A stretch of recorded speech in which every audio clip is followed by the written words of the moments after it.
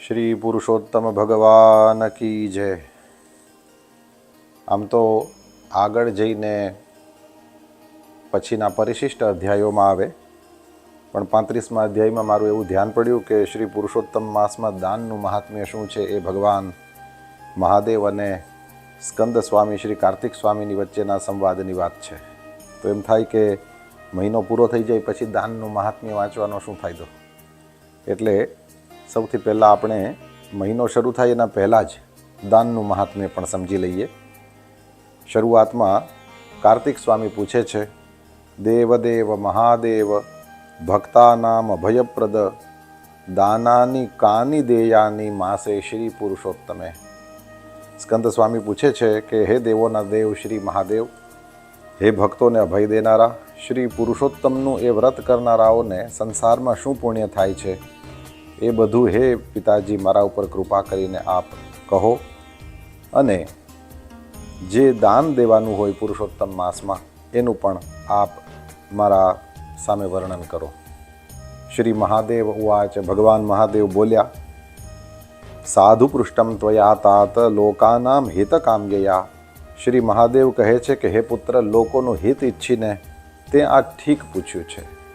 હે ઉત્તમ વ્રતધારી, પ્રથમ તો એ માસમાં જે દાન આપવા જોઈએ તે હું કહું છું. હે કાર્તિક સ્વામી, જે દાન દેવાથી લોકોને પુણ્ય થાય છે અને જે લોકોની પ્રાપ્તિ થાય છે તે હું કહું છું, સાંભળ. જે માણસ પુરુષોત્તમ માસમાં બ્રાહ્મણને અન્નદાન કરે છે એ અન્નના જેટલા કણ હોય છે એટલા વર્ષ સુધી ઇન્દ્રના લોકમાં પૂજાય છે. અન્નદાન જેવું શ્રેષ્ઠ દાન કોઈ થયું નથી અને થશે પણ નહીં. અન્નદાનાત પરમ દાનમ ન ભૂતમ ન ભવિષ્યતિ નાત્ર પાત્ર પરીક્ષા સ્યાત ન કાલો નિયમઃ ક્વચિત. કહે છે, અન્નદાન કરવા સમયે કોઈ પણ જાતની સુપાત્રની પરીક્ષા હોતી નથી. એની અંદર અમુક જ સમયે દાન અપાય એવો પણ કોઈ નિયમ હોતો નથી. કોઈને પણ કોઈ પણ સમયે દાન કરવું, અન્નદાન કરવું તે ઉત્તમ છે. આ પુરુષોત્તમ માસમાં 7 ધાન્યથી ભરેલા 30 ઘડા ભક્તિથી બ્રાહ્મણને આપવા જોઈએ. પણ એમ 30 ઘડા આપવાની જો શક્તિ ન હોય તો હે પુત્ર, 7 ઘડા અથવા તો એ મહિનાના છેલ્લા 5 દિવસમાં 5 ઘડા દાનમાં આપવા જોઈએ. એમ અન્નના ઘડાઓનું દાન કરવાથી જે માણસ સમુદ્રો તથા વનો સહિત આખી પૃથ્વીનું દાન કરે છે અને જે પુણ્ય પ્રાપ્ત કરે છે એટલું જ દાન અને એ પુણ્ય એ અન્નદાન કરનારો પ્રાપ્ત કરે છે. એમાં કાંઈ પણ વિચારવા જેવું નથી. દેવેભ્યો બ્રાહ્મણેભ્યો વા દદાતિ ચાસનમ યદિ મહીયતે વહની લોકે વર્ષાણામ અયુતમ ધ્રુવમ. પુરુષોત્તમ માસમાં દેવતાઓને કે બ્રાહ્મણોને કોઈ વ્યક્તિ આસનનું દાન કરે તો 10,000 વર્ષો સુધી અગ્નિના લોકમાં પૂજાય છે. જે માણસ પુરુષોત્તમ માસમાં સુંદર દૂધણી ગાયનું બ્રાહ્મણને દાન દે છે એ ગાયના શરીર પર જેટલા રૂવાટા હોય છે એટલા વર્ષ સુધી વિષ્ણુના લોકમાં પૂજાય છે. વળી એ માસમાં એકાદશીએ દાન કરવાથી 4 ગણું ફળ મળે, તીર્થમાં દાન કરવાથી 100 ગણું ફળ મળે અને શ્રી નારાયણના ક્ષેત્રોમાં દાન કરવાથી કરોડ ગણું ફળ પ્રાપ્ત થાય છે. જે માણસ 2 મુખી ગાયનું બ્રાહ્મણને દાન કરે છે, 2 મુખીનો અર્થ થાય વિયાતી વેળા જેના વાછરડાનું મોઢું બહાર નીકળ્યું હોય તેવી 2 મુખી ગાયનું બ્રાહ્મણને દાન કરે છે તો એ ગાયના રૂવાટા જેટલા વર્ષો સુધી વૈકુંઠમાં પૂજાય છે. જે માણસ વસ્ત્ર સહિત શાલિગ્રામનું બ્રાહ્મણને દાન કરે છે તે જ્યાં સુધી ચંદ્ર સૂર્ય રહે ત્યાં સુધી વૈકુંઠમાં પૂજાય છે. જે માણસ અતિ સુંદર છત્રનું બ્રાહ્મણને દાન કરે છે તે 10,000 વર્ષ સુધી વરુણના લોકમાં પૂજાય છે. જે માણસ ભરતખંડમાં બ્રાહ્મણને ચાખડીનું જોડું દાનમાં આપે છે તે પણ 10,000 વર્ષ સુધી વાયુના લોકમાં પૂજાય છે. જે માણસ દિવ્ય મનોહર શૈયાનું બ્રાહ્મણને દાન કરે છે તે જ્યાં સુધી ચંદ્ર સૂર્ય રહે છે ત્યાં સુધી ગોલોકમાં પૂજાય છે. જે દેવને તથા બ્રાહ્મણને દીવાનું દાન કરે છે તે પણ હે પુત્ર મન્વંતરના કાળ સુધી અગ્નિના લોકમાં વસે છે. જે માણસ ભરતખંડમાં બ્રાહ્મણને હાથીનું દાન કરે છે તે જ્યાં સુધી ઇન્દ્ર રહે છે ત્યાં સુધી તેના નંદનવનના અર્ધા ભાગમાં વસે છે. જે માણસ ભરતખંડમાં બ્રાહ્મણને જવનું દાન કરે છે તે મન્વંતર કાળ સુધી વાયુના લોકમાં પૂજાય છે.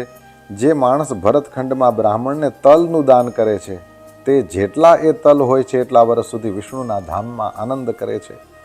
પછી પાછો ત્યાંથી મનુષ્ય જન્મ પામી લાંબો કાળ જીવીને સુખી થાય છે. હર કોઈ દાન તાંબાના પાત્રમાં મૂકીને આપવાથી તેનું 100 ગણું ફળ પ્રાપ્ત થાય છે. જે માણસ અનેક ચીજોથી ભરેલું તથા અનેક જાતના દ્રવ્યવાળું સમૃદ્ધિયુક્ત ઘર બ્રાહ્મણને દાનમાં આપે છે તે 100 મન્વંતરના કાળ સુધી કુબેરના લોકમાં વસે છે અને પછી ફરીથી ત્યાંથી પાછો આવે મનુષ્ય જન્મ પ્રાપ્ત કરે મોટો ધનવાન થાય છે. જે માણસ પુરુષોત્તમ માસમાં બ્રાહ્મણને વસ્ત્રનું દાન કરે છે તે વસ્ત્રના જેટલા તાંતણા હોય છે એટલા વર્ષો સુધી વિષ્ણુલોકમાં પૂજાય છે. જે માણસ 1,00,000 તુલસીના પાન ભગવાન શ્રી વિષ્ણુને અર્પણ કરે છે અર્થાત પુરુષોત્તમ માસમાં 1,00,000 તુલસીપત્ર શ્રી વિષ્ણુ ભગવાન પર ચડાવે છે તે ઉત્તમ વિમાનમાં બેસીને વિષ્ણુના લોકમાં જાય છે. પુરુષોત્તમ માસમાં જે માણસ વિષ્ણુ ભગવાન આગળ ઘીનો દીવો કરે છે તેનો આત્મા સર્વ પાપોથી રહિત થઈને શ્રી વિષ્ણુ ધામમાં આનંદ કરે છે. જે માણસ પુરુષોત્તમ માસમાં ભરતખંડની અંદર બ્રાહ્મણોને મિષ્ટાન્ન જમાડે છે તે એ બ્રાહ્મણોના શરીર પર જેટલા રૂવાટા હોય છે એટલા વર્ષો સુધી વિષ્ણુલોકમાં પૂજાય છે.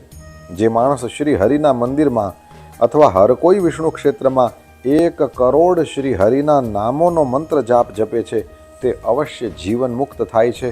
વૈકુંઠમાં તે પૂજાય છે. તેનો ફરી જન્મ થતો નથી.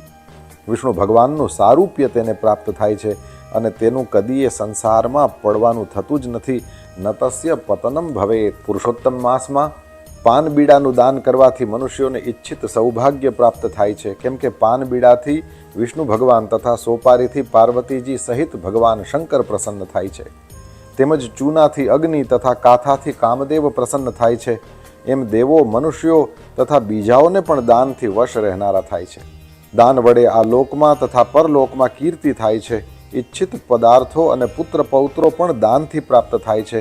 માટે દાન તો સદાય આપવું અને પુરુષોત્તમ માસમાં વિશેષ આપવું. વૈધૃતિ, વ્યતિપાત, પૂનમ, અમાસ તથા બારસ આ 5 પર્વો એક કરતાં અનુક્રમે શ્રેષ્ઠ છે અને તે દરેક પર્વમાં જે દાન અપાય છે તે અનંત ગણું ફળદાયી થાય છે.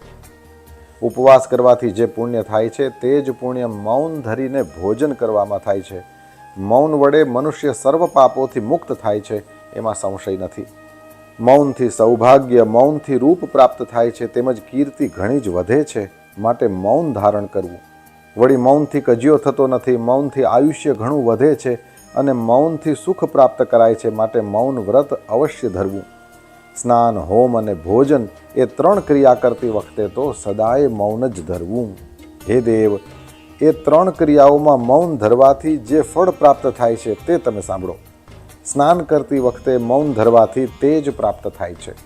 હોમ વખતે મૌન રાખવાથી ઉત્તમ લક્ષ્મી મળે છે અને ભોજન વખતે મૌન ધરવાથી આયુષ્ય વધે છે. માટે તે 3 વખતે મૌન ધરવું. હર કોઈ વ્રતમાં પણ મૌન વ્રત હોવું જ જોઈએ.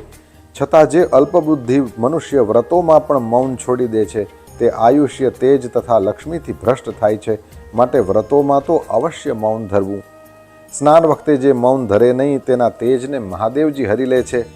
હોમ વખતે મૌન ધરે નહીં તેની લક્ષ્મીને અગ્નિ લઈ લે છે અને ભોજન વખતે મૌન ધરે નહીં એનું આયુષ્ય મૃત્યુદેવ હરી લે છે. માટે એ 3ની અંદર મૌન ધરવું. આ ભરતખંડમાં મનુષ્ય દેહ મળવો મુશ્કેલ છે. છતાં એને પ્રાપ્ત કરીને જે મનુષ્ય પુરુષોત્તમ માસમાં કંઈ દાન પુણ્ય કરતો નથી તેના જીવતર વગેરેને ધિક્કાર છે અને મોટી પંડિતાઈને પણ ધિક્કાર છે. કારણ કે એણે દુર્લભ માસમાં પણ પુરુષોત્તમ માસ જેવા દુર્લભ માસમાં પણ કંઈ કર્યું નથી. જે માણસ પુરુષોત્તમ માસને પ્રાપ્ત કરીને હર્ષથી ઠંડા પાણી વડે સ્નાન કરતો નથી એના મનોરથ વગેરે ક્યાંથી સિદ્ધ થાય અને તેને સ્વર્ગ, મોક્ષ કે ધનની પ્રાપ્તિ પણ કેવી રીતે થાય? એટલે કે હર્ષથી પુરુષોત્તમ માસની અંદર ઠંડા પાણીથી સ્નાન કરવું જોઈએ.